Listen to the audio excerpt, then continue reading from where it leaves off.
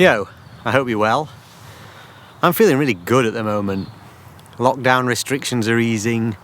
I've got a gig next week. I'm going to see friends and family who I've not seen for about a year, some of them. I feel like I'm finally excited about getting married later in the year.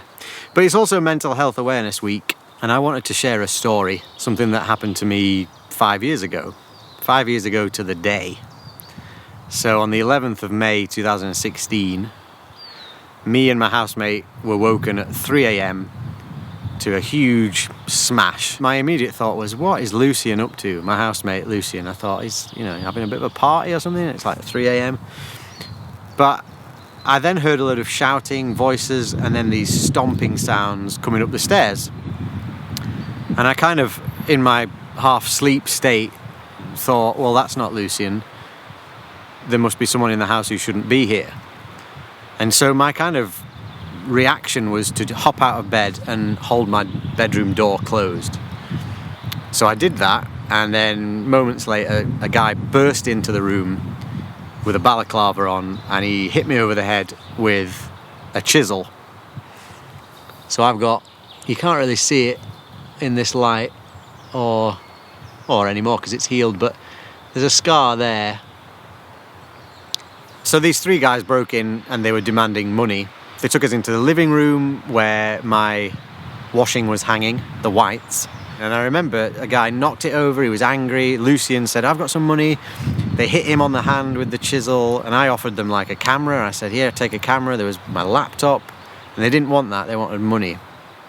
And they eventually took me back into my bedroom and they said, stay here, switch the light off, slam the door.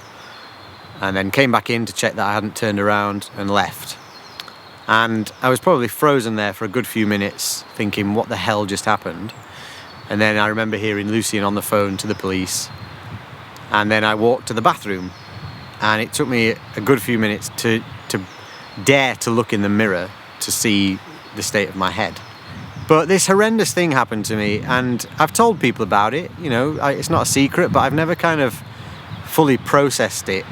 And I think 5 years since it happening, I think I'm finally coming to terms with it and finally accepting that it's happened and finally accepting how rubbish it was.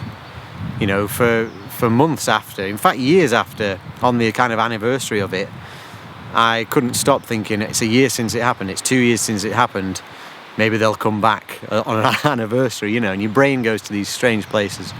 Anyway, the reason I'm telling this story isn't, I don't want to worry anyone. It's a very rare thing to have happened. I don't know anyone else. Anytime I tell people, they're absolutely shocked. And one reason that I kind of try and joke about it is that I can't stand the look on someone's face when I tell them what happened, and they're like... And so one thing that... Here we go. Here's the comedy part of it.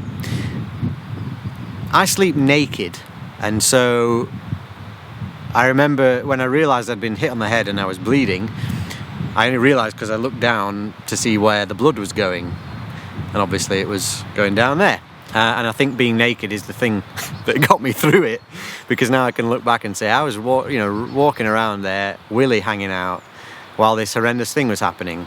And looking back now and processing it and seeing how much I've done over the last 5 years and how much I've got to be grateful for, I can now look back and go, well, this was this thing that happened and I got through it.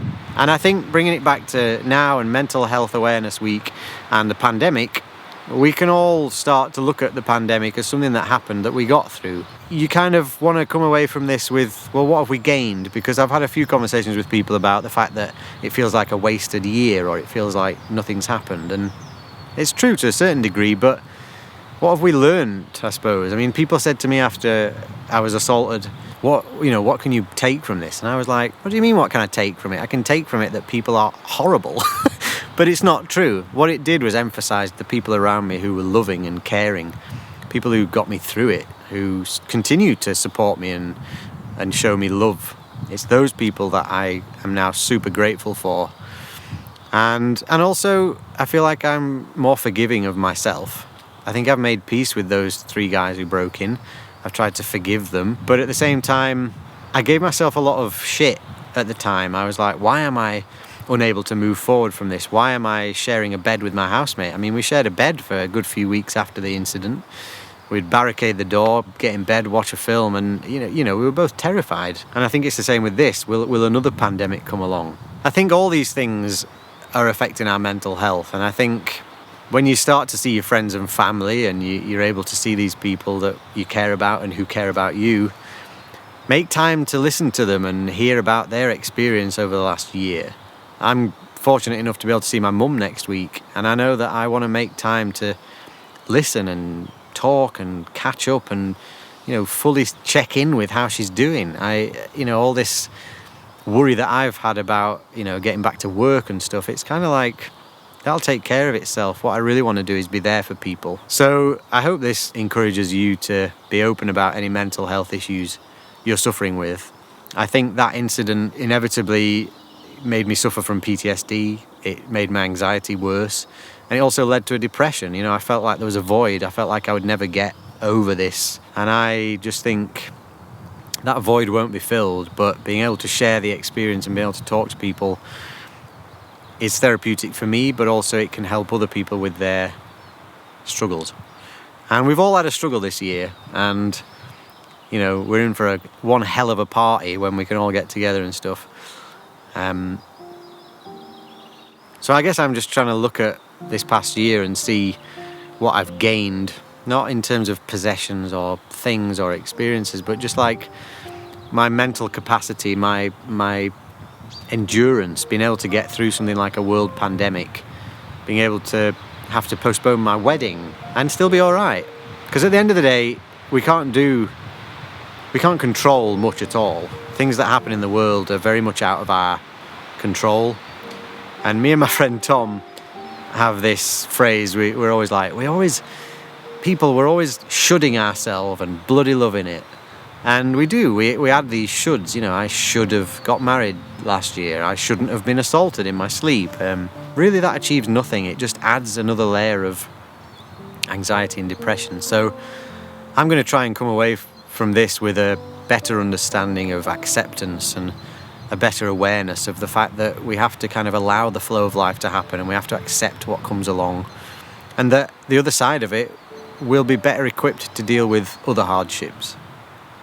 So I hope that's a useful video, and I hope I haven't traumatized you with my...